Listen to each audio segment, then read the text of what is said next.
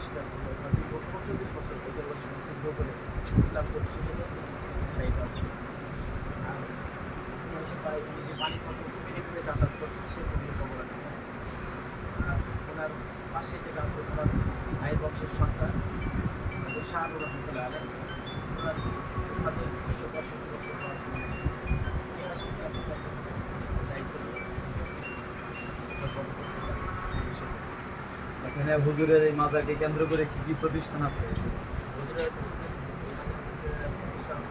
মসজিদ আছে,